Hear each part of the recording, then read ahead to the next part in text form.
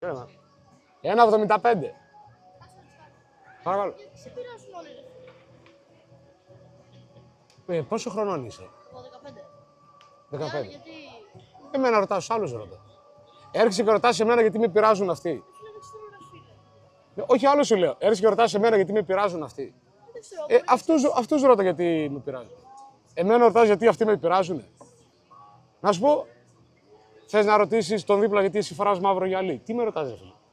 Φορδεπρόξιμο καλό live, Θωμάς Κούπανη. Σε ευχαριστώ πολύ για τα 2 ευρώ. Να είσαι καλά, ευχαριστώ πολύ. Ευχαριστώ. Αθήνα είμαι, αλλά δεν είναι κάπου. Γιάννη, θα έρθω και Αθήνα, ρε. Μην τρελαίνεσαι, θα έρθω Αθήνα. Ευχαριστώ πολύ, ευχαριστώ. Δώσε ένα μαλακίου. Έρχεται ο πιτσιρικάς, με ρωτάει γιατί σε πρίζουνε. Είναι σαν να πηγαίνεις στο σερβιτόρο και να πεις γιατί το απέναντι μαγαζί σερβίρει πατάτες. Ρώτα το απέναντι μαγαζί, τι ρωτάς εμένα. Αυτή η λογική, ρε φίλε, που έχουν κάποιοι πιτσιρικάδες, δεν ξέρω. Πρέπει να πας Χάμπιτ Καραπαπά. Το Χάμπιτ το θυμάμαι, είναι κοκτέιλάδικο. Το είχα πάει παλιότερα, το ξέρω. Λοιπόν, παιδιά, δεν ξέρω αν το προσέξατε, αλλά σήμερα είμαστε σε μια ωραία ατμόσφαιρα.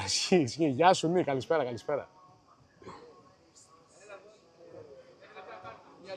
Ρε, παιδιά, ναι, πείτε μου. Ναι. Γιατί παίζω φωτάκια εγώ, ρε. Θέλω να απαντήσεις ένα απάντημα. Να δούμε μπάσκετ. Κλείσω τον ήχο.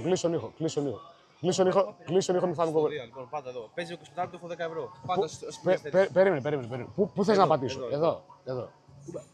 Πατάει. Πάντα δεν μην αγχώνεις, δεν έχουμε... Καλά, δαχτυλικό αποτύπωμα δεν βάζω, να ξέρεις. Γι' αυτό πατάω έτσι. Δεν είναι...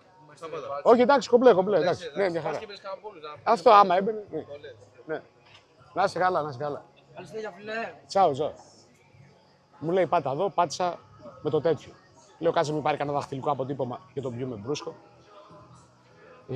Ναι. Άμα θέλεις όντως να ανοίξεις live και να μην σου την πέσουν, έλα αρτάκι. Και ποιος σου λέει ότι από εδώ πέρα δεν θα έρθουν εκεί πέρα, ή άμα πάω δροσιά ή άμα πάω αλλού. Καλησπέρα.